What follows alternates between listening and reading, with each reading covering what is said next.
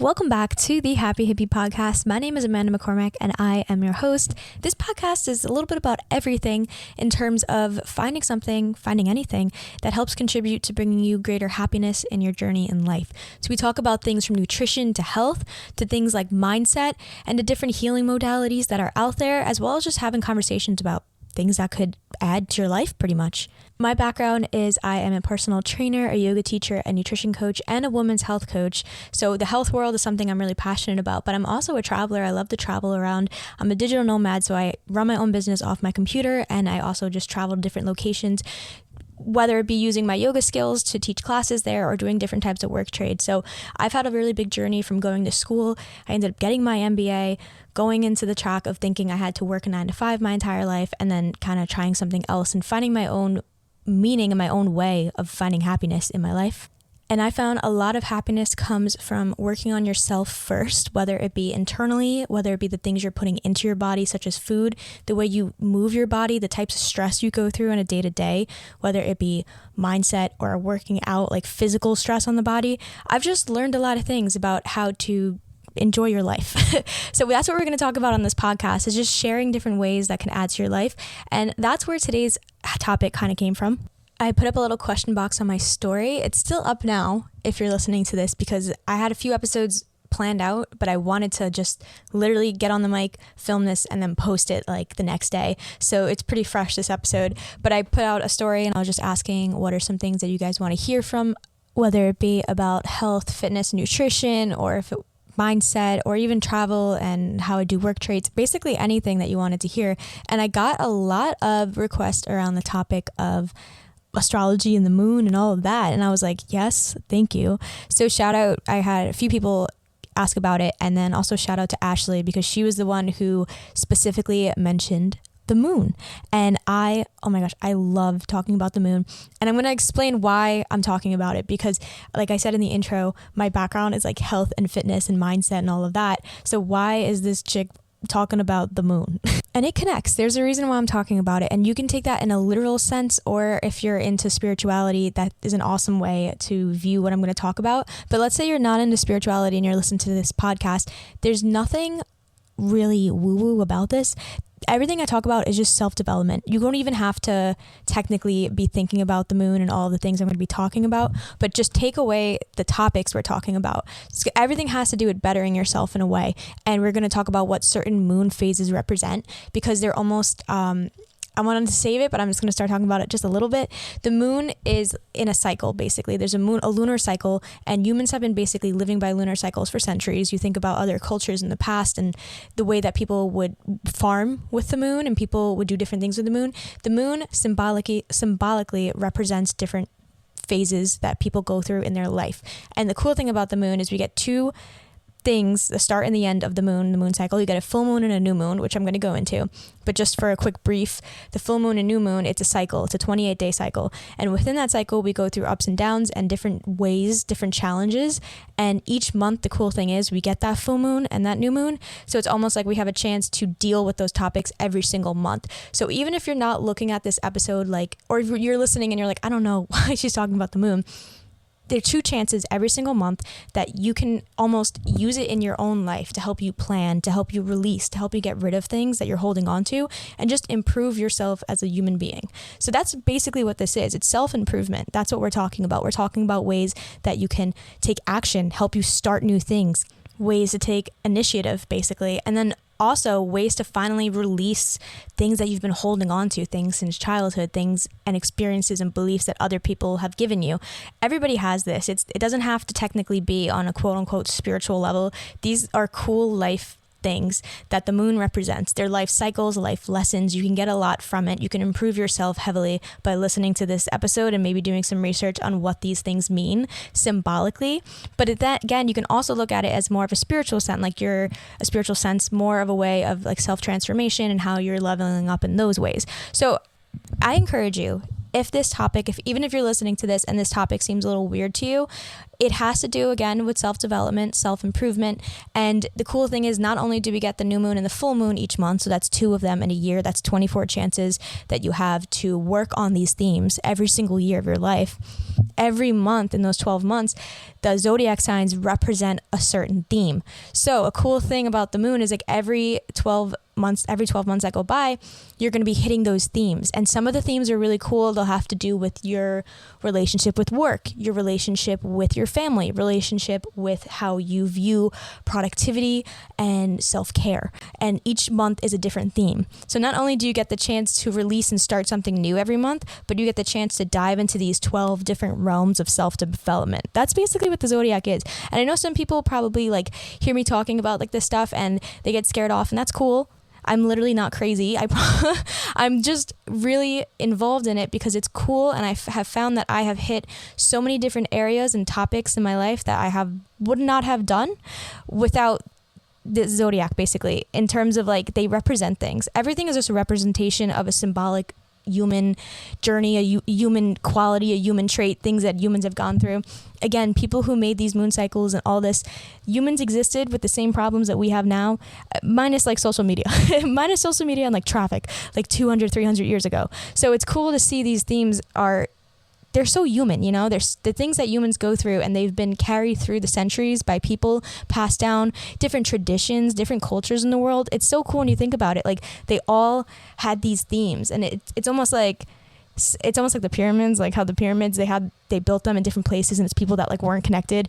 That can be a cool conspiracy theory. We're not going down that alleyway, but it's a cool part of humanity that we have these tools, these resources based on nature, which is even awesomer, that we can use every single month to basically check in with ourselves and just better ourselves. That's what this is. That's what we're going to talk about. So I'm going to break down what the moon cycle is. I'm going to talk about the full moon, what it represents, the new moon, what it represents. We're going to talk about different things you can do during those periods. And I am going to go into all 12 zodiac signs and explain very like shortly their meanings symbolically, and when the new moon or full moon is in that sign, what it means for you. So this is pretty much a crash course on the moon, a little Moon 101 class. And yeah, we can always dig deeper into this topic in the future, but I did want to cover it because I know I post about it, and like I said, some people voiced about it, so thank you again for expressing it to me, because this episode I did make notes on topics I want to go through, but it's going to be a little bit more of me talking. Honestly, this is probably what, if you bumped into me in like a random bar, this is probably what I would talk your ear off about. And I encourage you to send this to any of your friends or anybody that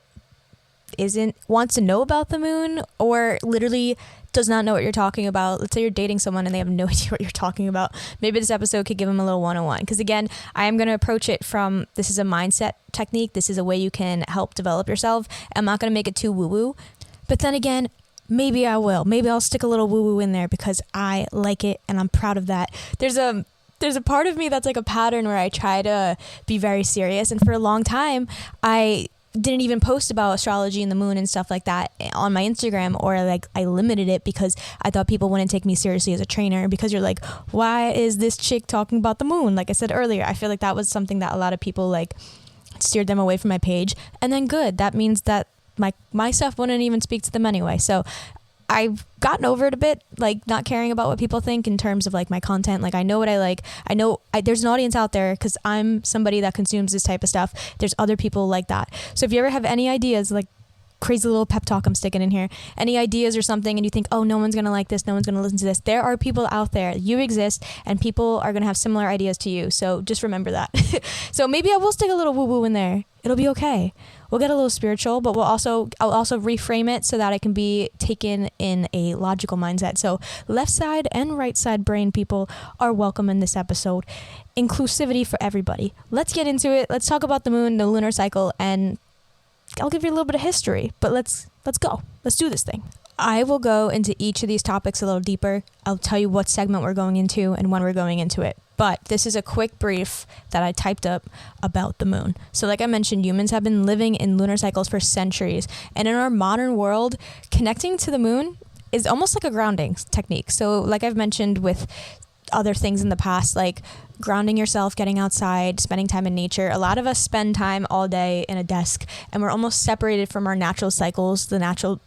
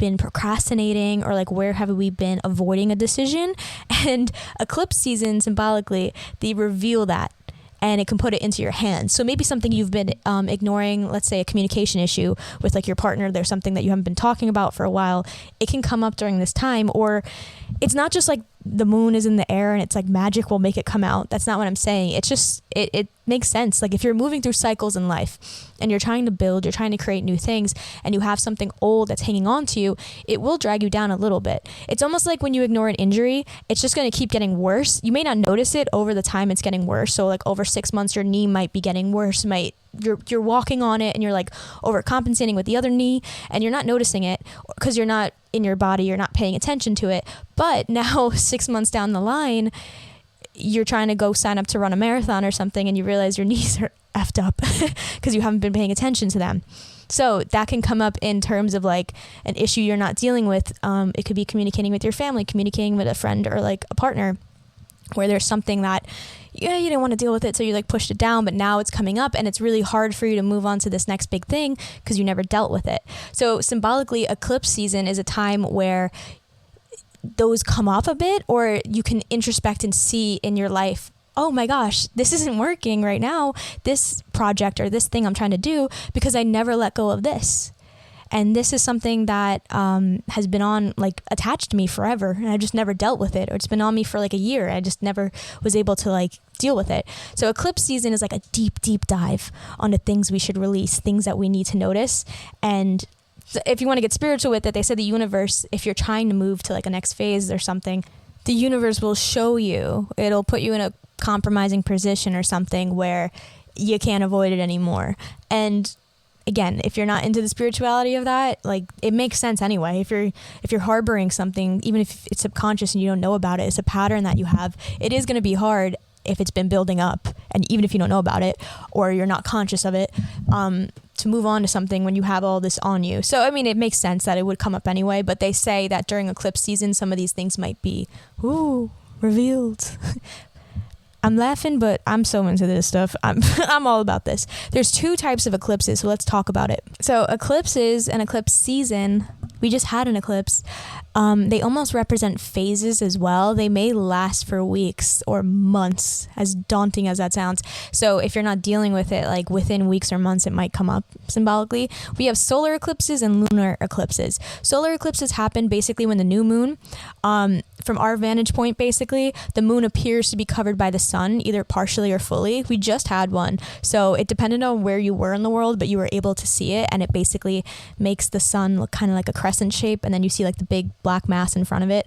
That's going to be a solar eclipse. That's usually what you see in movies, because lunar eclipses is like, you can't really see much. You get a little bit of a shadow, or like the moon changes colors, which we'll talk about. But solar eclipses is like what you see or you heard about when you were a kid. Like, that's the one that looks cool. Lunar eclipses basically are going to fall at the full moon. And I mean, it makes sense when you think about it. Lunar, when the moon's at its biggest, a lunar eclipse, if you want to use like the Latin roots, it's going to fall when the moon, like I said, is at full moon, and when the earth is directly in between the moon and the sun. So it's going to cast sort of like a color, like a shadow. Most of the time, I'm trying to think, like you'll get like red or brown or like black shadows on the moon, and that's when the moon looks like it almost has like a color to it. So in essence, basically, eclipses are intensified new moons and full moons. So it's like taking, it's like taking the full moon that we had with a theme and then putting it on steroids and making it like, super intense. So it just like amplifies the theme. It makes it a little bit more, So eclipses are they usually happen in the winter season, depending on where you are. So like in the hemisphere, like the Eastern Standard Time hemisphere, we just started eclipse season, I believe. So it'll go until like March. So it's basically when it's dark over here. But if you're on the other side of the world, it's going to be like the summer season. But yeah, so we got new moons, we got full moons, and then you can take an eclipse and make it even more intense. So those are basically like the 4 things we have. I'm going to dive into the new moon and the full moon a little bit more. We're not really going to talk about eclipses again, but I did just want to mention them in case you were confused on that vocabulary, what it means. It just means like a mega moon. Not like the size, but symbolically the meaning is intensified. And usually, last thing I want to say about eclipses, they're supposed to be a little bit more of a heavy energy. They're not supposed to be like super light, because again, you're trying to unpack and like do a lot of introspection, and it's not easy work. Like, nobody wants to deal with themselves. Like, when I talk about this stuff, I know sometimes I'm like, oh my God, yeah, I'm like, just journal about this. I'm like, it's tough sometimes to like sit with your thoughts alone. That's why meditation is so hard for humans, like to sit there and just like notice your thoughts. Like we're trying to run from them all the time. So that's why eclipse season is supposed to be like a little heavier, because you have to do a lot of introspection, when the other full moons and new moons can be a little bit lighter, where the themes are a little bit more playful. But let's dive into what I'm talking about with the themes, because each full moon and new moon has a different theme. So working with the new moon, again, the new moon is pretty much like symbolically a powerful time to set intentions and embark on new beginnings. And throughout history, the new moon has been regarded as like a significant celestial event for this reason, because it symbolizes the start of a lunar cycle and a personal cycle. Most cultures, I want to go into it a lot more, but it's really cool if you want to look up all the different cultures and their meanings with the new moon. But it's usually associated with renewal, rebirth, and basically, again, potential for growth, which is what we are all about. Like I said, the dark phase of the moon is when the moon pretty much appears invisible. It represents a blank canvas. Think about it that way, like a fresh start. It's an opportune time to like reflect on your aspirations or like dreams or goals. So it's a great time to do journaling and kind of like feel that energetic push to do something, to create. Like it's such a creative time. You can plant the seeds of your intentions and like set the course of what you want to manifest in your life. So usually when you hear manifestation, I used to think before I got into the moons, maybe like 3 or 4 years ago, manifestation, people would talk about the full moon, and like obviously it's like a big moon in the sky and you're like, oh my gosh, everyone's talking about the full moon, like it's so powerful. The full moon is more of a time not to manifest, technically. The new moon is, and it's not as cool because you can't see the moon. The moon like is not there on a new moon, but that's the time when you're sowing the seeds and you're doing a lot of like thinking about what you want, and you can do visualizations and manifestation rituals and things like that. A lot of the time, anybody who thinks manifestation is some sort of like magical thing, it makes so much sense when you actually think about what it is. And the word ritual is just like a practice. It's just spending time doing something, creating something. It's not like sitting behind a cauldron. It's literally so, it's much more boring than you think. But manifestation is literally having I'm trying to explain this like in the best way. It is going inside and dealing with all the gunk you have inside of you during the full moon, getting it out of you, just like getting all the doubt, all the beliefs that other people have put on you, getting it all out of you. You can do that by learning about these topics, reading books, journaling, even doing therapy, things like that, right? You're clearing out the old, and now you want to create something new. Sometimes we have old beliefs that we can't do anything, and they're put inside of us from other people. So we have to get confident about ourselves, get clear about what we want to do, and actually believe it. So it's not just sitting there and like daydreaming in your head and being like delusional and writing on a piece of paper like all these things are going to come true. Manifestation, I want to do a whole episode on it, but like I'm just going to say it as it is in 1 minute here. It's looking at your goals, actually believing that you can do it. So you have to have the feeling inside of you. You have to let your body feel it, because sometimes your body isn't used to feeling these things. So telling yourself that you're going to open a bakery, let's say this is your dream, and you actually don't believe it, your subconscious is always taking in ideas. And if people have told you you can't do it, or you've just taken in that's not the way you're supposed to live, your subconscious is actually running the show in your mind. So by doing work in terms of visualization and like meditations where you manifest these things, you're just kind of giving your body a chance to feel that these things are possible. And then you create that feeling in your body, which is usually, we use like gratitude. So you feel grateful for something that like hasn't happened yet, but you're letting your body feel these emotions because you haven't felt them before, right? You haven't opened that bakery. So what you're doing is you're letting yourself visualize it, and then you're letting yourself feel it, and then you have to do something else. You can't just do that and be like, okay, manifestation check, it's done.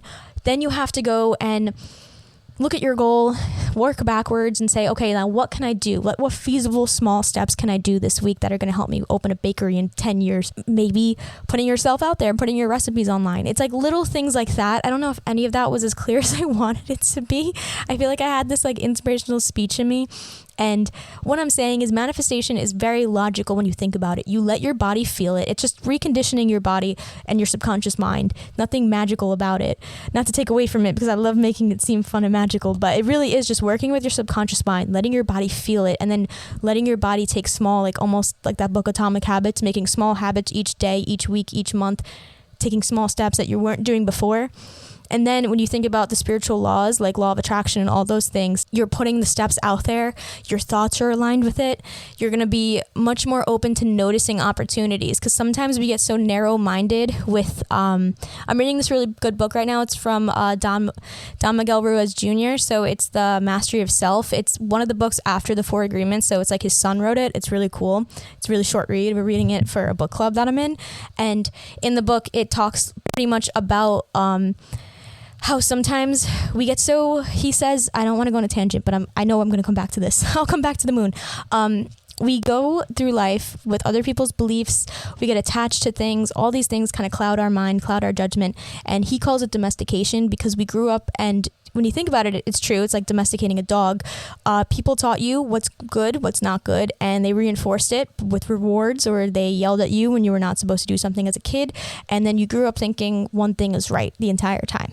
So we have to unlearn these things. We have to basically spend time, and usually if it's the full moon phase, which I'll talk about in a minute, I know I'm jumping ahead, but we have to spend time relearning and reconditioning our body that we can do these things. Because even though in your head maybe you're like, yeah, I can open a bakery, I can totally do that, there's going to be parts of you that have resistance that may come up like secretly. So, and then when you think about it again, our body needs rest sometimes. So we can't always be in that go, go, go phase. You need to have both sides of it. It comes back to duality, like yin and yang, like female and male energy, which is usually known as like masculine and feminine. It has nothing to do with like your actual genders. It's just a representation of, there's a push and go energy, and then there's like a relax with the flow type energy. And we need to spend time in both of those energies during our life to reap the benefits of both of them. Otherwise, it's just like scales. You can't be unbalanced with things. So it's taking time to unlearn, or just going within and spending that time introspecting, which is hard and nobody wants to do it.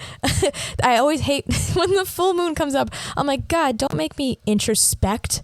Don't make me remember and spend time like clearing out the old and relaxing. I want to go, go, go. I'm going to talk about the moon and women after I get through the new moon and full moon, but a quick little preview into that ties exactly with what I'm saying. The women's cycles, I have a whole episode on this where we talk about the cycles. We have basically 4 phases. 2 of them are a little bit more, we're energetic, and then 2 of them we're kind of slowing down. The women's phase goes exactly with the moon's phase. It's a 28-day cycle on average. Just like I said, the moon moves around a little bit, but we're a 28-day cycle, and we have our new moon phase, which is right after our period when we come into our ovulation. Like, it's a time where we're like fired up, we're creating. Our follicular phase is what leads up to that. So that's like when the moon is in its waning phase, when it's coming back to the new moon. And then slowly, as the moon starts to wax, that's pretty much our going into our luteal phase and our menstrual phase, where we have to go inside. So everything with a cycle, just like the seasons, there's a time where the plants are at full bloom, there's so much harvest going on, we have so much energy, and then there's a time where it gets colder and we have to go inside, and animals hibernate, and there's times where animals have energy. Everything is a cycle. You can't have one side of the cycle without the other side. So we have to go and inside and relax and not push all the time. In real life, if you think about that, it's going to burn ourselves out if we're just constantly trying to create and manifest and go, go, go, go. That's for the new moon. We have our phase for that. And then we have our phase where we can almost go inside, relax, release, make room. You can't keep drawing things into you when you have a full closet of stuff. You know, there's no room in the closet. You need to get rid of stuff before you can add in the new. So that's what this whole cyclical living is. Women are cyclical creatures. So it makes sense too that we are kind of tied up with the moon. And some people have phases that go exactly with the moon. You should check to see when the new and full moon is, and if your period lines up with it, like your cycle. It's so cool that you can actually really work with the moon that way. But again, it doesn't matter your gender for this. I'm just talking about the idea that humans and animals and nature itself comes in cycles, and you can't always be leaning onto the go, go, go side. Even though it's the funner side, you always want to create. Why wouldn't you want to have a time where you're manifesting all the time, or creating, or just doing so much stuff and having so much energy? You'll burn out. Even the way I'm talking, I'm getting so like la la la, like I'm getting louder, and like I'm taking like bigger breaths as I'm explaining this, but then I'm gonna need time to like go back in and recharge. So that's what this is. It's creating and having that phase where you can bring things into fruition, and you can create and you can do all these things, but you need to make room inside of yourself, which is more of like the self-care, more of going inside, clearing out the old, and just like caring for yourself, caring for your body, your vessel, your physical body, and your emotional, mental body. And yeah, you need it too. When you think about exercise, everything comes in cycles. Yeah, you can work out, but you have to recover. You can't be pushing yourself to lift weights every single day. You're literally not going to recover. The science is that your body, the muscle grows during your recovery, during the foods that you take in, during the nutrition that you give yourself. Everything's tied into each other, y'all. That's why I switched my name to Holistic Hippie, because everything really comes in phases, comes in cycles. You need a little bit of the relaxation to have a little bit of the push and go, go, go. So we're still talking about the new moon. I just wanted to give you that example of manifestation is just creating things, but you can't always be in that go, go, go state. You need to lean back sometimes. And that's what these cycles. We're going to go into some methods that you can work with the new moon with. So this is almost like I said, it's a crash course. It's a 101. We won't spend too much time.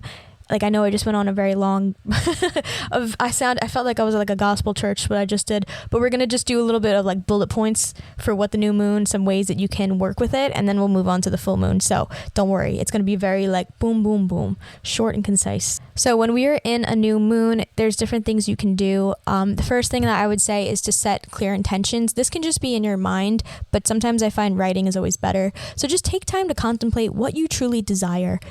You don't have to have a project to work on, but just think about what do you want to bring into your life. So set clear intentions for the upcoming cycle. You can write down your goals. You can take it a step further, write down your dreams or areas of focus that you just want to improve. That can be anything on a sliding scale. Maybe you just want to clean your kitchen, but maybe you want to open that bakery one day. So just getting clear on what you want. What do you want in life, big or small? Be specific, and then visualize how you want these to manifest into your life. I do have a meditation, a new moon like manifestation one in my bio. I'll put it in the show notes too if you want to check it out. It goes into kind of what we're talking about. If you want an example, it's like 10 minutes long, so it's not very long, and it kind of talks about and puts into action what I've been saying. So again, getting clear on your intentions, and it's just like feeling them. How do you want them to come into your life? The second thing I'd say you can do is you can create rituals. And again, rituals are just practices you can do during the new moon to pretty much honor the fact that you want to create something. So it can involve maybe like lighting a candle and meditating, spending some time journaling, or you can do some sort of symbolic act that represents your intentions. So a lot of the time you can use like the elements. So people will write down what they want and then burn it or drown it. That sounded very scary, but it's just like writing your intention and then the idea of like releasing it. So you're not like attaching to it. So symbolically you can do that by like throwing it into a fire or putting it in a thing of water if your dad's a fireman like mine and I'm not allowed to burn stuff in the house. That's why I love traveling. I can burn stuff when I'm not in New York. The next thing would be to take inspired action of some sort. So not only just setting the intentions in your notebook or in your mind, but identifying small steps or actions that you can take to move closer to your goals. So just break them down into manageable tasks and commit to taking consistent action throughout your cycle. Number 5 would be my last one, to trust the process. So just remember that the energy of the moon is supportive. The energy of the universe is supportive, but it's also a gradual process, just like anything. When you're putting anything out into the world, it's not going to happen overnight. What's that quote? The day that you plant the seed is not going to be the day that you reap the fruit, sow the fruit. I worked on a farm for like 8 months. You'd think I would know the right verb, but it's going to take time for it to grow. Like as that sounded, it's true. So just being patient and trusting and not feeling like sometimes we feel like we want to control everything and it's really weird for us to release and let go. So it's kind of learning how to trust the process, trust the timing, trust the flow of the lunar cycle, and just stay patient and open to receiving opportunities and experiences that are going to align with those intentions. Okay, moving on to our checklist for the full moon. I feel like in the last section I did discuss a lot about what the full moon means, but again, it provides an opportunity for you to reflect, to release, and to make room. So I'm going to give you some ways that you can harness this symbolic meaning of the full moon and incorporate different practices into your life. So the first one would be, again, like I said, reflect on your journey. It's the perfect time to reflect on your personal growth and what you've been going through so far, whether it be over the years or just you can also kind of like set it up. If you're like in college, for example, you could be like, this semester, what have I been going through? You can choose the size of the scale of how long you want. You can do your entire life, or you can make it like this past month. So finding time to just reflect on your own personal growth. You can journal about your achievements, because a lot of the time we don't do that. We spend a lot of time digging and trying to be like, find out what's wrong with us, but we don't spend time reflecting on things that you've actually achieved. You can also journal on your challenges and lessons that you've learned, but it also helps you just provide it provides valuable insights, and this can help you set those intentions for the future once you do the work of the past. The energy of a full moon is a potent time to release. So the second thing would be releasing what no longer serves you. And I know we always say that, like you always hear, release what no longer serves you, but I'm going to explain what that means. Nothing that's serving your highest good. So identifying any negative emotions, limiting beliefs, or unhealthy habits even that you wish to let go of, basically. Write them down on a piece of paper, and you can perform the releasing ritual, which is pretty much like when you write your affirmations or your manifestations, like with the new moon, you can burn stuff. So you can burn stuff with every moon. It's great. You can write down things you want to get rid of, and you can use the elements again. So you can burn it, you can put it in water, you can bury it, or you can like eat it. Like, I don't know, you just rip out the paper, but it's kind of fun. You can take a journal, you can like scribble it out. Like you can just like black the page, like you're a kid like the angry kid in the back of the classroom. So it's time to release. Write it down. Sometimes it feels good to do it. Somatic things do help us, like getting it out of your body, getting it onto paper, and then like scribbling over it, or just getting rid of a piece of paper. It's a great way to move on from past situations, past people, past beliefs or experiences. Number 3 is going to be meditation, especially a guided meditation for the full moon. You can get tons of them online, and I do have my own. It's free. It's just a link that I'll leave in the show notes. I love this one. Like, I actually use my own meditation, which sounds like kind of concerning, like American Psycho, but like I do like listening to it because I spent a lot of time crafting different practices that I do for the full moon and put it into one meditation, and it also just like makes you feel lighter. So I'll leave that link below. I think my meditation's like 12 minutes or something, but I really do like meditation for the full moon. It's just a great way to do a practice. You don't have to do all these practices every single moon. I'm not saying every single time you have to sit down and journal and do this and that. Sometimes just like a 10-minute meditation with your AirPods in is all you need. So that was a little bit on new and full moon 101. I'm going to talk just a little bit at the end here about the astrology signs and what they add to it. So remember in the beginning I was talking about eclipses. We have the full moon, we have the new moon, we have the stuff in between, like where the moon gets bigger and smaller. And then we have the eclipses that you can throw on top, and it just kind of like enlarges the impact of that moon. The astrology and the signs of the zodiac are similar. So you think about it like every sign, there's 12, carry different energies and different themes. So the zodiac adds themes to the moon. That's kind of what it is, like a little formula. So not only is it a full moon, which means releasing, but you're going to do full moon plus this sign with this theme. So you're going to focus on that theme for that month, pretty much. Same thing with the new moon. The new moon's going to be bringing about change and creating and putting all your intentions out there, but it might be in another sign that also adds a little bit to it. So you get to every month not only set intentions and clear things out, but you get to work on these themes. I'm going to run through all 12 signs very quickly just to give you a little bit of like a keyword or a little feeling, emotion about all of them. I could do a whole episode on the actual zodiac signs if that's something you're interested in, but I do want to just give you a little bit about them since we covered a lot today, and everybody likes to hear about their sign. So I'm going to get to your sign. Everybody likes to hear about it. So for example, Aries is going to be the first sign of the zodiac. The zodiac year actually starts with Aries and it ends with Pisces. So it doesn't work with the year like we start in January. It starts during Aries season, which is going to be March and April, basically. So Aries is a fire sign. So you can look at each of the signs by their elements. I'll give you the elements, and the elements represent something as well. So fire is all about like being passionate. It's like that stronger energy. Aries is fierce, fierce individuality. So it's all about yourself, finding that personality, celebrating what you love about yourself. And it's also a good time to release negative vibes, I'd say, about your self-image. It's a really good time to work on your self-worth. So whenever there's an Aries sign, whether it be a full moon or a new moon, you can use those themes. Quick example would be if it's an Aries full moon, you can use that time to really journal and focus on releasing negative ideas, thoughts, patterns about yourself. Or if it's an Aries new moon, maybe use the time to create new self-love practices or make that your focus. For the next 2 weeks, just focus on ways you can love yourself more. There's a lot more that goes in with each sign, but I'm just going to talk like a little bit about them. I would go with the image and that type of vibe for Aries for sure. It's all about, Aries represents being a leader and being like just confident in yourself, I'd say. Moving on to the next sign in the zodiac, we have Taurus. I'm going to talk about a little bit of different things you can do with each sign as well. So Taurus is like a sensual earth sign.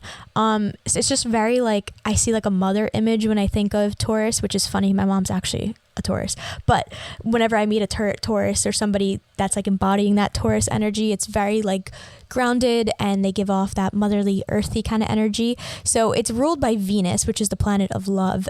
So taking time to almost appreciate nature, engage your senses, like walk around barefoot, just enjoying the outside is a really good theme to kind of embody during Taurus. Taurus also has to do with money. So it could be a time where you work on your money values, working on releasing them if it's a Taurus full moon, if you have a bad relationship with money or you're noticing your self-beliefs about money or doubts.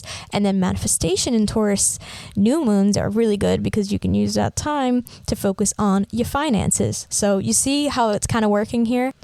Gemini is going to be the next sign, and Gemini is a mutable sign. It's an air sign. It's really chatty.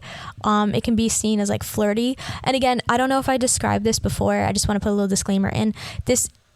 The sign of the month that the moon is in, it doesn't mean you have to be a Gemini to feel these things. It's just the theme. We're just using these words to describe the themes. So Gemini is an air sign, and it's almost like a good time to work on your relationships with friends because it's a very chatty sign. It's a very social sign. If you have social anxiety, it's a good time to...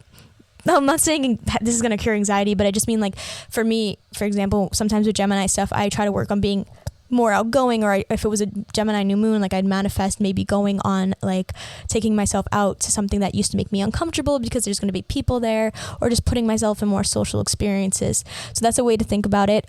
Your throat chakra is aligned up with Gemini. So if you want to work on your chakra that is aligned up with the sign, there's also things you can do with that.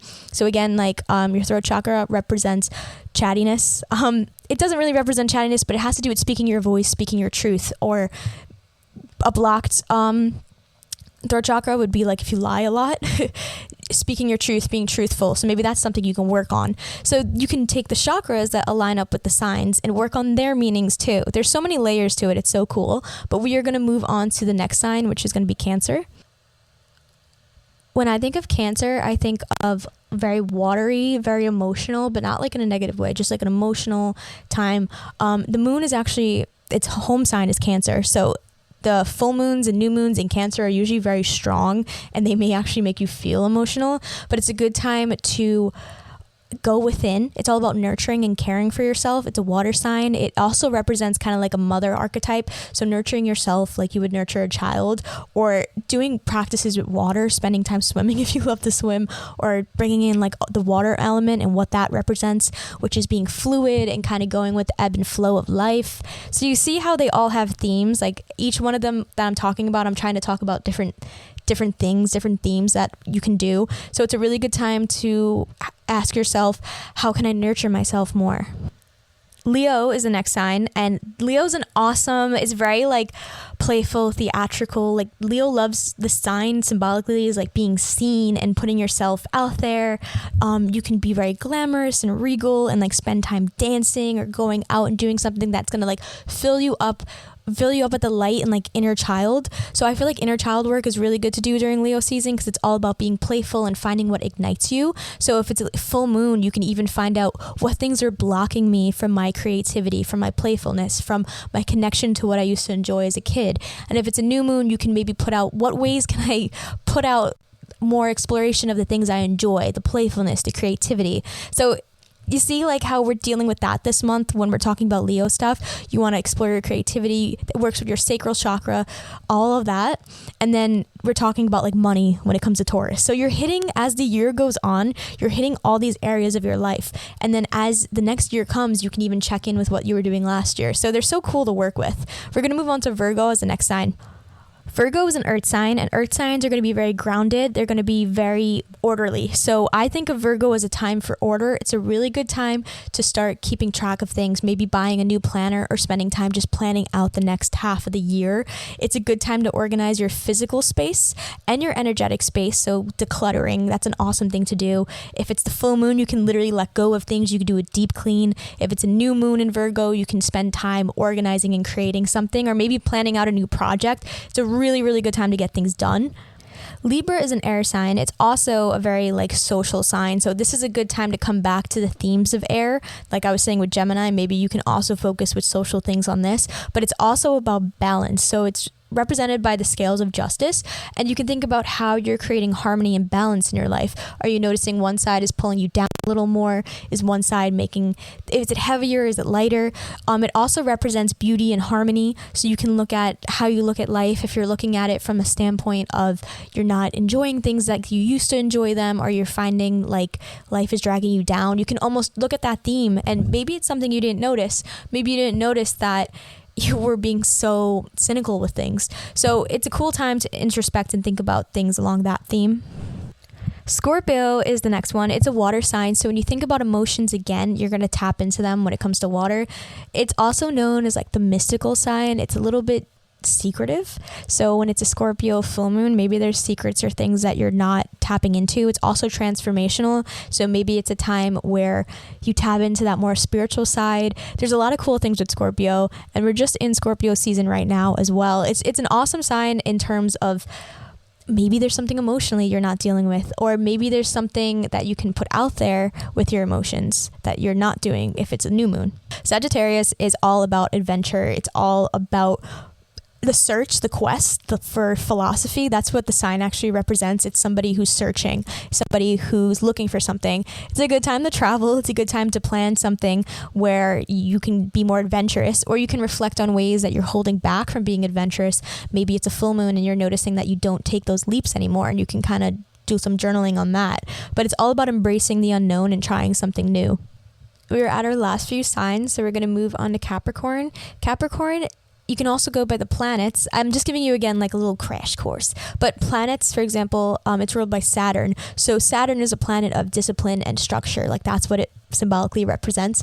And you can ask yourself, how can I create abundance for myself and growth by embracing structure? Maybe you're noticing in your life you don't have a lot of structure. So depending on the themes of the new or the full moon that's falling in this sign, you can work with that as well. So like if it's a full moon, you can ditch whatever structures aren't working for you. If it's a new moon, maybe you can find a way to create more structure.